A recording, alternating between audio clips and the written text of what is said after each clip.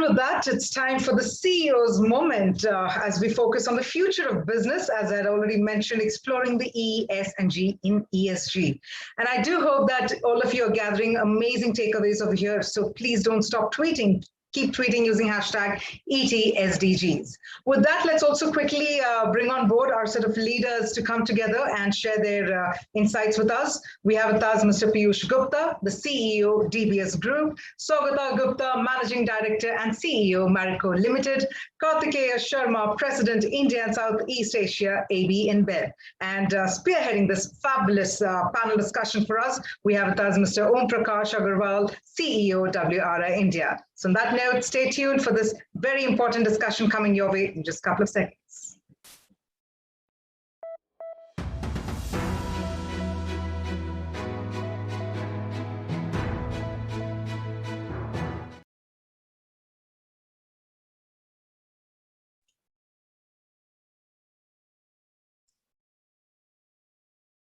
Thank you very much and good afternoon to everyone. Pleasure to be here, pleasure to be with the panel like this, and thanks to the Economic Times for getting us all together for this conversation. Now, COVID and climate change are really two big global threats that we are all faced with today. Both have highlighted the interconnectedness of the natural world. Neither recognizes any boundaries, whether they are national boundaries, state boundaries, city boundaries, or any other boundaries. Actions in one part of the planet impact everyone. The COVID-19 pandemic has devastated lives and livelihoods across the world. In fact, as experts say, no one is safe unless everyone is safe. Coming to climate change, the latest IPCC report that was released a month ago also warns that we may see accelerated warming, and the warming that we were hoping to get to at 2100, that means by the end of the century, we may actually reach the next 2 decades. That's the concern. And our window for taking aggressive action is really very short and is closing very fast. So this is like an urgency that we've never seen before.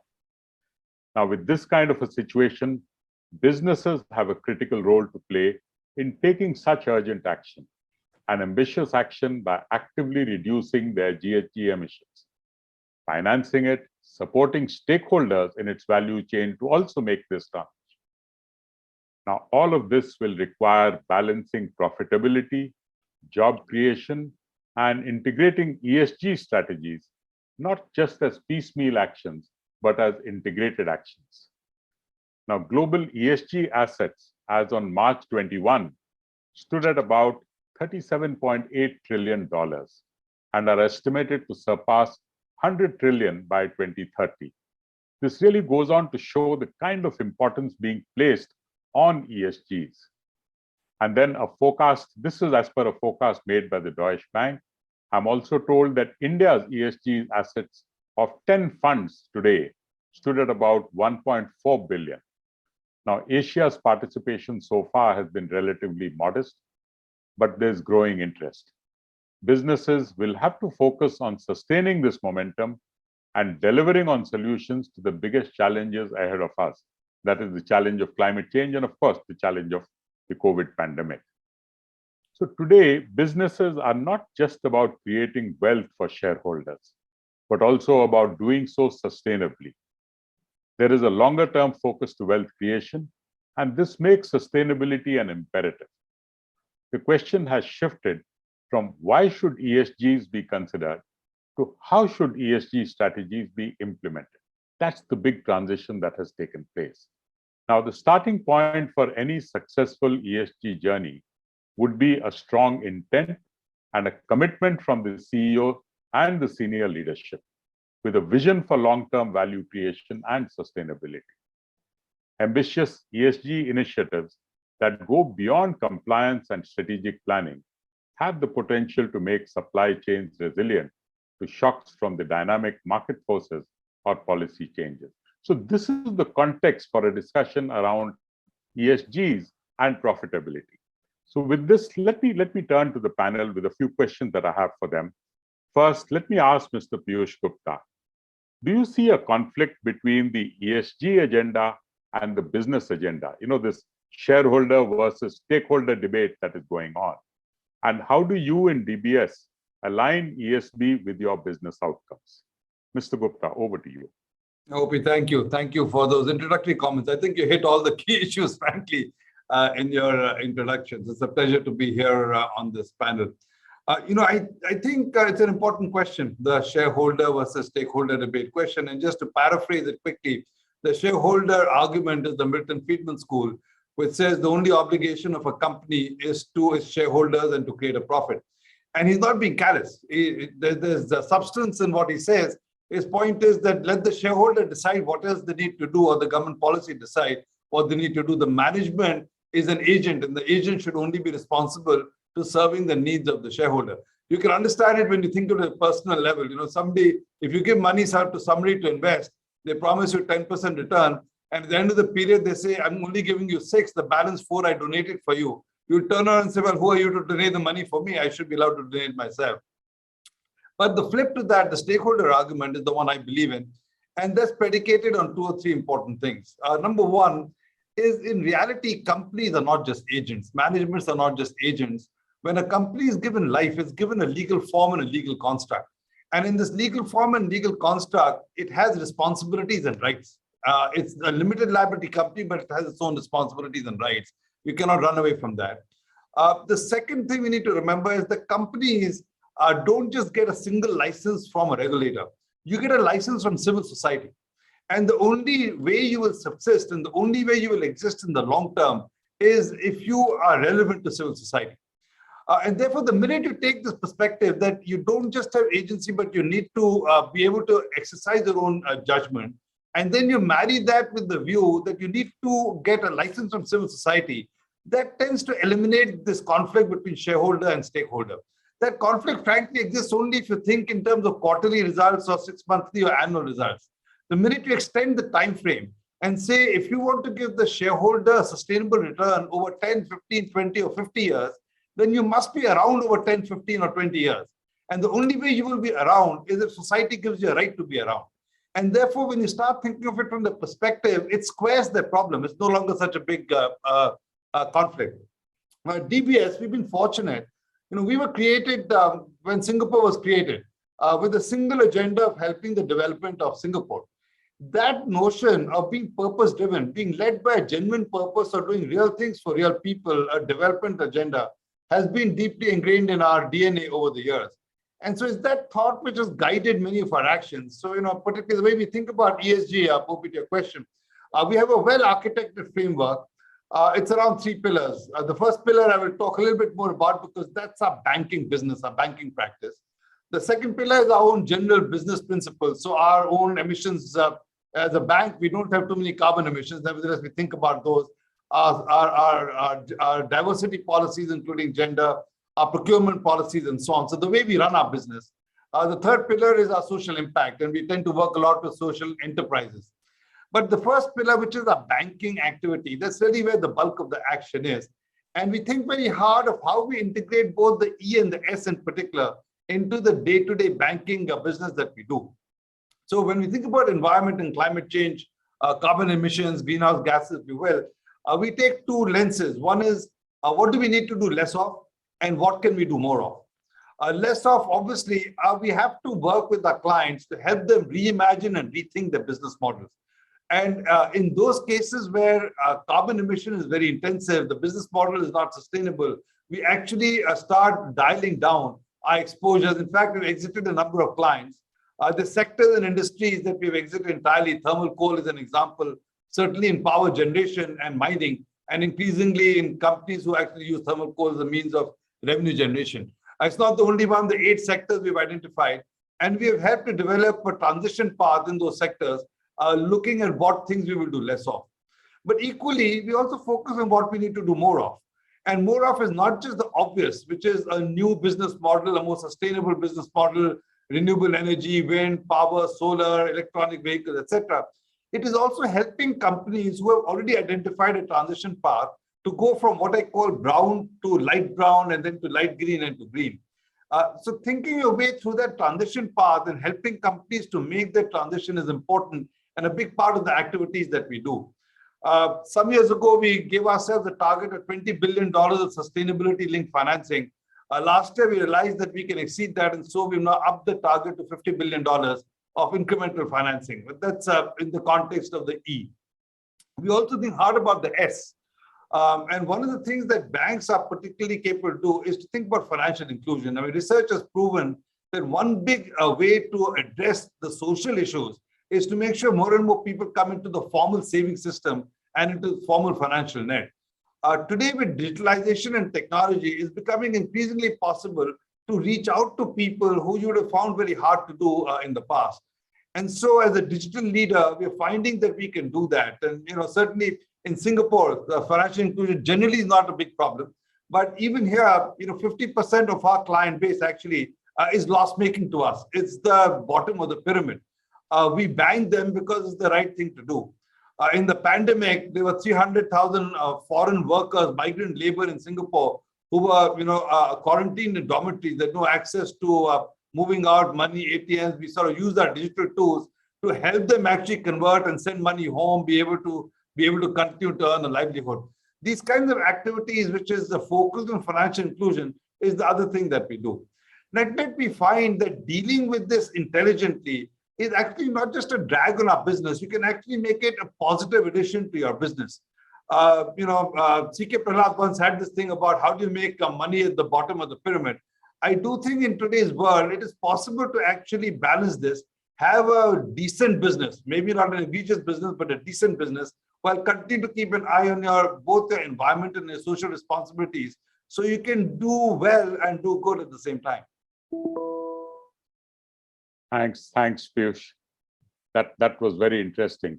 I mean, you recognize that ESG is really a way of making sure you are in the business for a longer time, and your approach towards what we should do less of, what we do more of.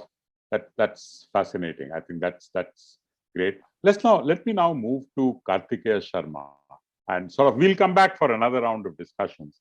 But Kartikeya, my question to you is, what is the interconnectedness between ESG and SDG? Are they two sides of the same coin? Or are they very different coins? And how is AB InBev contributing towards achieving the SDG goals in India and thereby globally? Thanks, Obi, for that question. And I must say, in big measure, my question's being answered quite articulately by Mr. Gupta before me. I think he settled the debate. It's very, very much part of the same coin, the way you look at SDG and the way you look at ESG. And fundamentally, the one additional build I would like to make before I get to some examples of how AB InBev has been implementing our ESG agenda through the lens of the SDG goals that have been laid out by the United Nations Charter, is by also talking about companies that don't need to think very hard about the choice of ESG. If the very nature of the organization's reason to exist, which is its purpose, already outlines that very deep agreement between the society it operates in and itself as an entity. The example that was cited, the license to operate, if has been intertwined with the very reason that society has expectations from you and your purpose has been defined to deliver on that expectation, I think the debate gets settled fairly easily. AB InBev has a purpose to bring people together for a better world. And I think entwined in that purpose is this idea that we don't see a long-lasting existence for ourselves if the world in which we operate doesn't get better and better with years and times to come.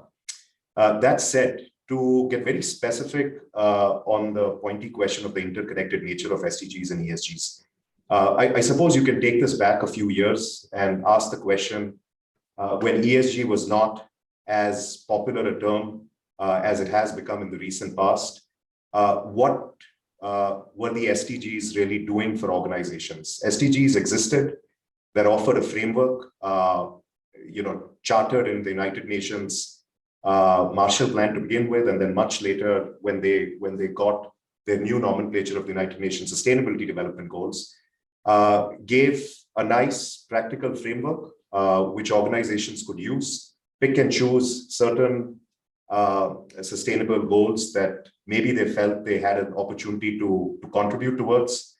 But in the more recent past, I think it's also become a very applicable framework when companies and sectors are defining their more specific ESG goals, but they want to have more meaningful impact at a wider societal level. And I think that's where the framework starts to mesh together quite beautifully. So if you think about one example, and I'm going to cite a few here, but if we think about one of the pillars we have as a company for our 2025 sustainability goals, which is water stewardship, which talks about recharging water, introducing more sustainable usage of this natural resource, as well as providing sanitized versions of water, which we're well aware of. People may have access to water, but it's not always sanitized enough for personal consumption. We see convergence of a tremendous kind between our sustainability goal, which is water stewardship, coming together with the SDG, which is about, I think it's called the United Nations SDG goal number 5, which is all about clean water and sanitation, which comes together with the government's dual missions. One of them is called the Swachh Bharat mission, the other is called the Jal Jeevan mission. And you start to see the tremendous convergence that starts to take place between the government, a particular company and its sectorial interests, as well as the United Nations SDGs. And when we think about over 5 states in India, where we have our manufacturing facilities, where we produce our products, they're heavily water dependent. The recharging we're doing, not just in groundwater, but also to the communities that are in and around our manufacturing facilities, not just the immediate proximity, but even the wider proximity, and providing almost 10 million hectoliters of recharged water, which is not just ensuring that groundwater levels don't get eroded, but more importantly, we're giving back much, much more than we're actually taking for the development of our products. Equally, when we talk about another example, which is about gender equality and reducing inequalities at work, 2 of our manufacturing facilities, one in Aurangabad, the other in Mysore, our teams did an amazing job by identifying what were the kind of demystification requirements needed to bring women into a manufacturing facility, and that too in the alcobev sector, where there are many myths around maybe that's not the place for women to be at. But after tremendous amount of education, engaging of parents, engaging of panchayat bodies, societies, talking about why this workplace could be as safe, secure, and equitable as any other workplace, we've actually seen very tangible results where one of the 2 manufacturing facilities examples I cited, which is the one in Aurangabad, has actually seen the workforce see its equality contribution go up to 50%. So 50% of our workforce in this particular facility now are women. And we expect to see similar results in our Mysore manufacturing facility and then many others as well. And so just to bring this home, our understanding is it starts with the purpose. Those organizations who've already not reframed their purpose, I think will start getting to it. We feel very confident that our purpose over the last 2 decades now has always been about bringing people together in this better world. We have now found a framework that we're completely invested in. We have a tremendous number of initiatives laid out around all 3 of the environmental, social, and governance ends. It's at the forefront of all our operations. And when we think about it, we look at ESG, we see SDG goals almost imprinted in them. And what it allows us to do is bring meaning to our employees' work because they can see the connection. It allows us to bring that into the conversation with government stakeholders when we do interact with them, citing the example that I gave on the water stewardship pillar. And more importantly, we can connect all of this across a much larger organization across 180 countries, because each of these pillars coming through from each of the countries that have picked it up starts to make a very real and profound impact over a period of time. So those are my 2 cents. And I certainly do believe, to conclude, they're very much part of the same coin, just a very good applicable filter for many companies and many sectors in their respective domains. Thank you very much. Thanks, Karthikeya. I think the 2 excellent examples that you gave on water and women, and how you've used those examples to show how you are sort of dealing with that, outstanding. And particularly the recognition of the community around where your manufacturing plants are located. I think that's fascinating. It's something that I'd like to share at this opportunity. But let's first go to Saugat and talk to him about. Saugat, do you see challenges in aligning SDGs with your business interests? And how do you do it in Marico? So I think what we have been able to do is been able to integrate all these goals along with our business, the way of doing business. Firstly, let me start off by saying, I think in Marico, even before the ESG became a must-do, we always believed in a concept of conscious capitalism, which the belief essentially comes from, if you do good, good happens to you. And I think one of the things we look at is a long term, that never, yes, I think there are always short-term pressures, and there will continue to be short-term pressures, but as long as you do the philosophy, believe in the philosophy of never compromise the long term for the short term, I think this concept of SDG and the belief in ESG happens. Secondly, I think what we need to do is that we believe in all these goals are actually embedded in the way of doing business. So whether we also believe as an organization, ESG happens only, and these goals happen when you start promising what you can deliver, and then finally delivering what you promise. And I think it's important to take it one step at a time. So if you look at some of the steps we have taken, whether in the area of, like we are now almost 100% PVC free, 85% of we reduced our greenhouse gases, 100% of water conservation, our entire end-use responsibility on plastic. What we have done is we have done it steady, this ones, which is 2020, 23, 25. And all the interesting things we have done is all the new plants we have commissioned in the last 3-5 years, actually sustainability and this one SDG goals have been embedded into the plan for the plant itself. The other thing which we believe in, we have done is each brand has to have a purpose. So if you look at Saffola as a brand, India has a significant amount of heart disease and other conditions. The purpose of the brand is to reduce this, in terms of by saying that, can I always design better for you food, which comes to nutrition. We use all natural things for our, for all our other products. And lastly, I think 2-3 things which we are very proud of is, one of our brands which operates in the Hindi heartland, a percentage goes towards education. And again, we believe that brands with a purpose do good. And the second thing which we are doing exceedingly, I think, well, and we want to scale up, is a project called Kalpavriksha. If you notice, this is something which we in Marico have been proud of, is that around 15 years ago, we disintermediated and started procuring coconut directly from the farmers.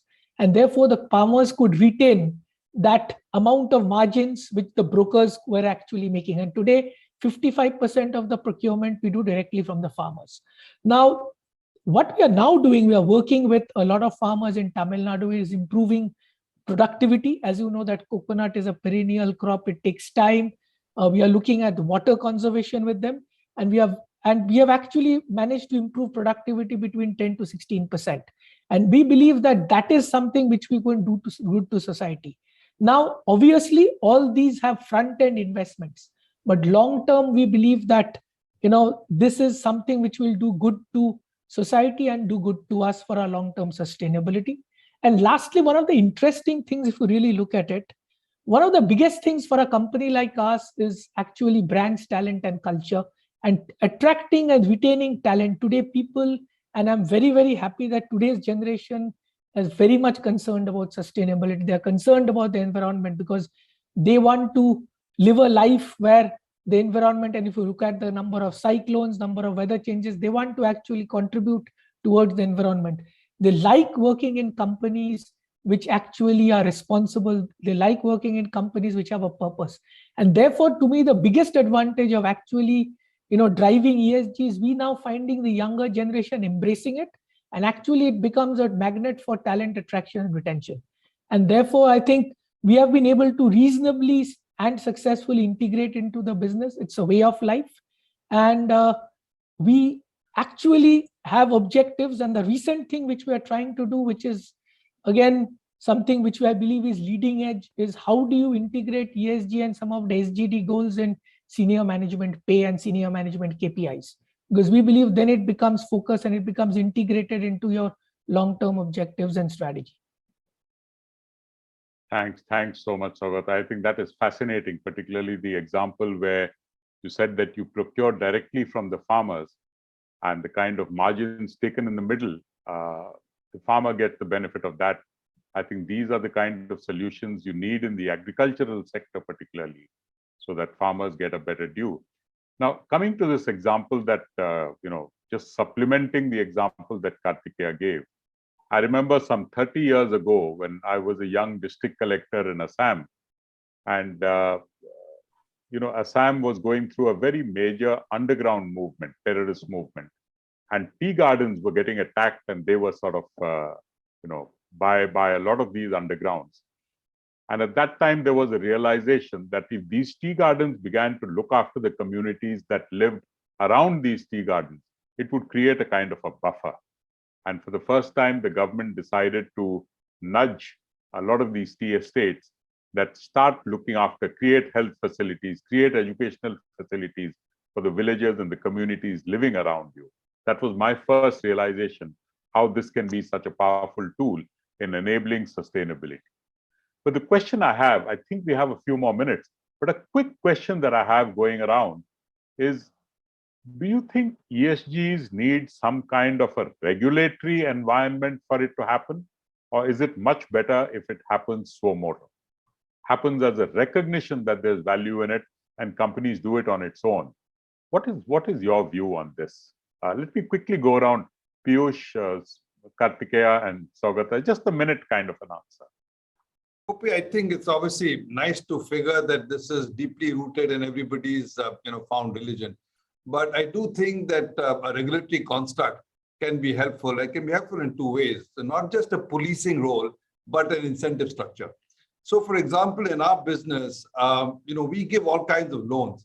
If the regulators, for example, made it more capital efficient to direct your lending to more green and more sustainable kind of financing, that incentive structure would take large amounts of financing into the sectors that need the financing. That would be a regulatory stimulus. A different thing is carbon price and carbon this thing. If the regulators set up arrangements to establish the true cost of carbon and were able to benchmark it at $50, $60 or $70, that would drive massive change in business models, both in my business, but overall in industry. So I do think that governments and regulators have a role to play. But I don't think it can only be that. It cannot be just the stick. It should be an overall architecture, but it has to be married then with other drives. The investor community, the civil society community, and as was mentioned earlier by Saugata, the employee community. I mean, we find the same thing. The young kids, the employees themselves want to and need to make change. I think it needs a concerted effort from everybody. Kartikeya, any response to that? Yeah, I have mixed feelings on this topic. I think regulation hasn't necessarily always grounded itself in successful case studies in the absence of trust between principal stakeholders, in our case, corporations and the government, for example. I think what you need for regulation to work are some underlying agreements. You need an environment of trust. And you need to believe that the intent with both stakeholders is to actually cater to the greater good. We haven't seen much success with the few regulatory acts that do exist, which is around a certain amount of representation. We do believe that so far, when we've seen stakeholder groups of the kind, for example, Piyush represents, there are venture capital flows that you can see increasingly are getting linked to very clear intent, as was cited, I think, again earlier on whether the company really is displaying a clear plan of wanting to have a net positive contribution, has internalized a lot of their ESGs and brought them together with these respective SDG goals, whether there's a relevant amount of financial commitment the organization has agreed to undertake. I think those kind of handshakes are already working out far more effectively. We're seeing that in the case of gender equality a lot more. I think the US is a prime example with the amount of racial equality we're starting to see come through in the last 12 to 18 months since the Black Lives Movement exploded onto the scene. I think is a fantastic example. On the other hand, there are very few that come to mind where a regulatory environment has actually involved anything more than a tick mark exercise on the part of organizations. I believe where ESG is going, is moving in a very powerful direction. I think the examples that have been cited by the other two panelists are fairly compelling examples that organizations are internalizing their obligation towards society in a very mature, in a very serious, and in a very financially backed way. This is no longer just talk. Talk is cheap. I think people are putting their money where their mouth is.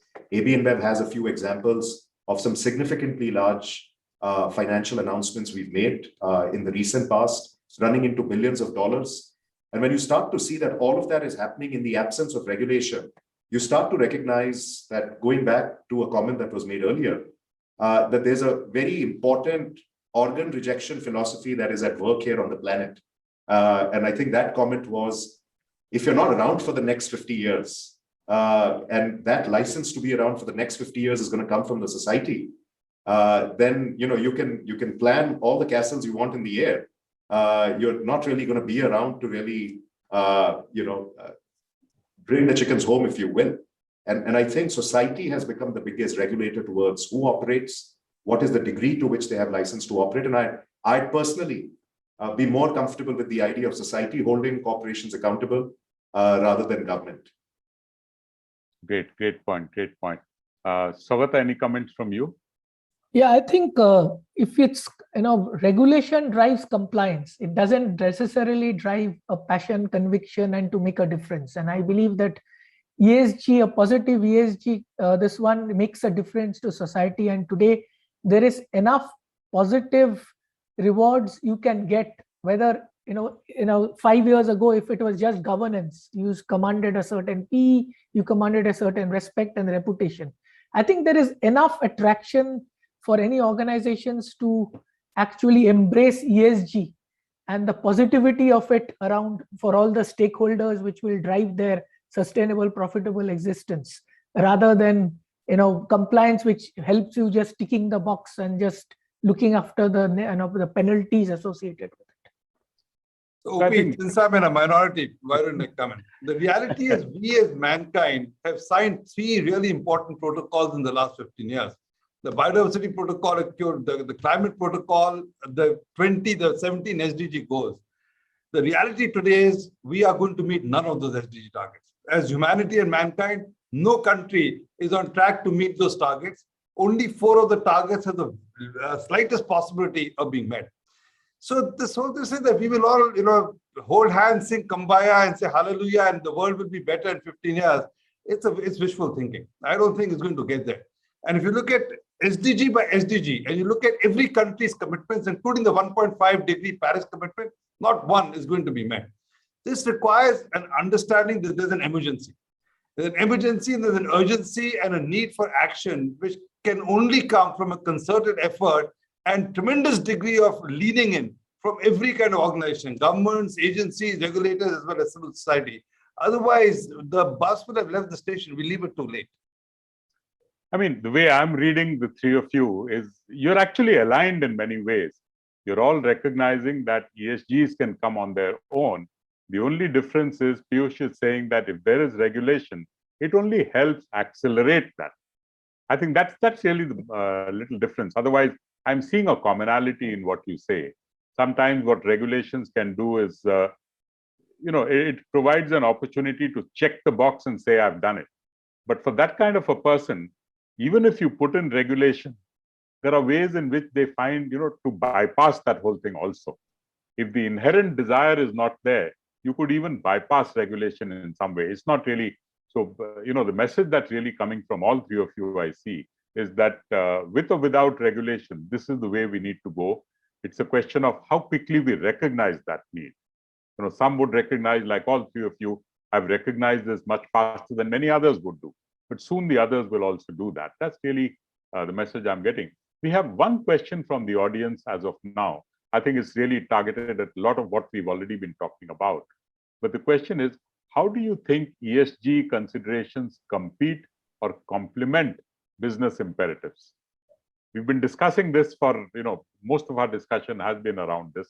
But would anyone want to take this head on and sort of respond to that? Yeah, I think it's a very good question. I'll chime in with a quick comment. I think if I think about, there's a UN SDG goal number 12, I was just looking at some of the very pointy references to the SDG goals, which is about sustainable farming, empowering farmers.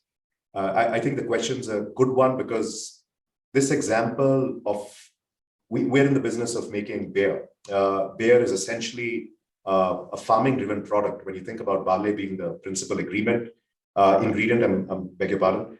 And when we think about our ESG goal, particularly around what we call the S here, which is our community of wanting to intertwine the community into the ecosystem of the product in itself and have a disproportionate impact with value created for stakeholders such as farmers, by upskilling them, by connecting them, by empowering them to be financially independent. We see massive convergences between the idea that global supply chains are collapsing. Most of our products, from Budweiser to Corona to Stella Artois and the many beers we have, all depend on imported barley. We know India can be an amazing barley creating nation. The very specific stipulation we may have for our ingredients today, we find offering technology, offering guidance, offering a community to whom we are connecting them into is helping them improve the output, the quality of the output, but also the yield. And ultimately, we are giving them the kind of financial guarantees, because COVID or no COVID, we were still procuring, while we know many other organizations had chosen to, for example, walk out of pre-held agreements. And there was a lot of farm produce that had gone, unpurchased. And so when I think about this question and I think about the example I'm sharing, I think there are, to the earlier point as well, an urgency on imperatives. It's an acceleration where we've gone from about 500 farmers to 1,000 farmers, and we see ourselves engaging 5,000 farmers in times to come, because there's a very clear and urgent imperative that when you can source local and you can also blend into your ESG objectives, there's disproportionate value to be unlocked through that initiative. But I'll hand it back to you. Thanks very much, Kartikeya. I think that sort of is fascinating. We have now barely enough time for just a little wrap up. I didn't want to say very much about a wrap up, but essentially the message that is coming out of this discussion is that there is really no conflict between ESGs and SDGs. It's only a recognition that if you pay attention to ESGs, you're going to get your business interests also sustained over a longer period of time. If you're looking to make money in the short term, then you may not focus on ESGs. But if you really want to be sustainable and do your business longer, make shareholders wealth over a longer period of time, you really need to focus on SDGs or on ESGs. And we got a number of good examples on how companies have been doing this in the years to come. There was a little discussion on whether regulation is good or not good, whether regulation is needed or not needed. But the message is, regulation could at best help, but it really has to come from within. And regulation can only add or support that or help coordinate things rather than make it happen on its own. So with that, let me thank all three of you. Fascinating discussion. I learned a lot from this discussion. And thank you very much. Back to Kavya.